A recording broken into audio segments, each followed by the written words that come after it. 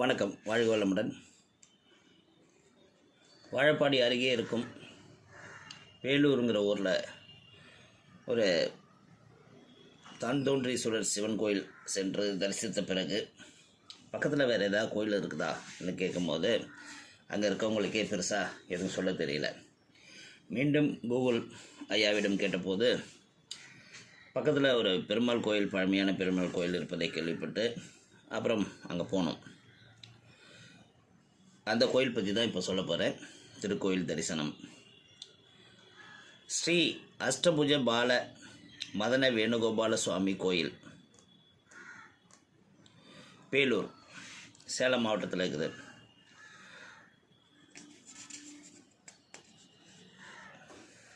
இங்கே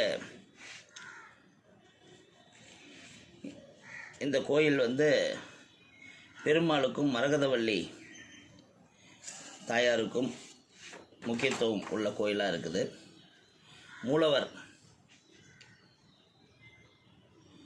அஷ்டபுஜ பாலமதுர வேணுகோபால் சுவாமி, தாயார் ஸ்ரீ பூங்கோதை.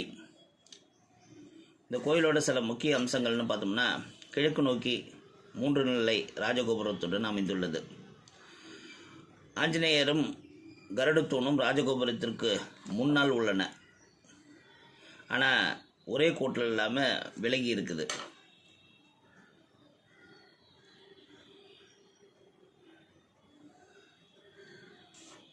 மூலவர் ஒரு புடைப்பு பலகையின் வடிவத்தில் 8 கைகளில் பல்வேறு ஆயுதங்கள் மற்றும் பொருட்கள் ஏந்திய நிலையில் கரும்பு உட்பட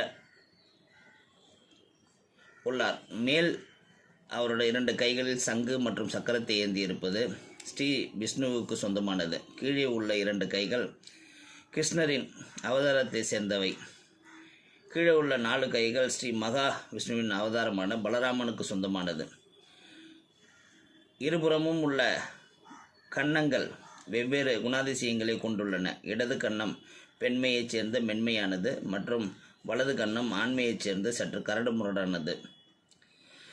இடதுபுறத்தில் உள்ள ஆடை பஞ்சகஜ வேலை போலவும் வலது காலில் ஆண்மை போலவும் வெட்டப்பட்டுள்ளது. தலையின் மேல் 7 தலைக்கவசம் கொண்ட ஆதிசேஷன். ஆழ்வார்களின் அர்த்த மண்டபம் மூர்த்தங்களில் வெளிப்பிரகாரத்தில் சக்கரத்தாழ்வார் மற்றும் யோக நரசிம்மர், தும்பிகை ஆழ்வார், அதாவது தும்பிகை ஆழ்வார்னா விநாயகர் கோயில், பூங்கோதை தாயார், மரகதவள்ளி அம்பாள், ஆண்டாள் ஆகியோரின் சந்நிதிகள் அமைந்துள்ளது.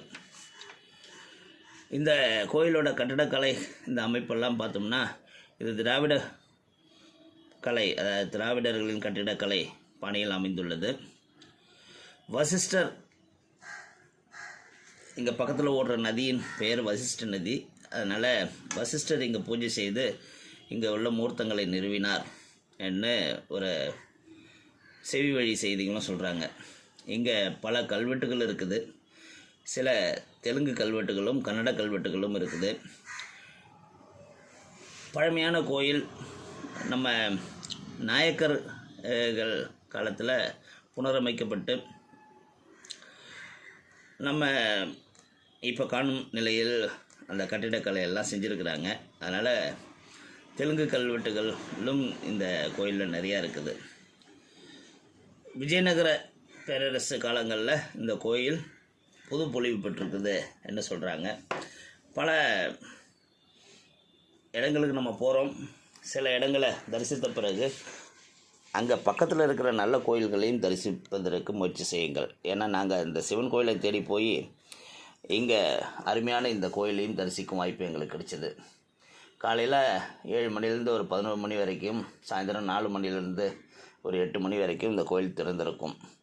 அதனால் வாழப்பாடி பக்கம் போகிறவங்க கண்டிப்பாக இந்த கோயிலையும் முயற்சி செய்து பார்க்கலாம். வாழ்க வளமுடன்.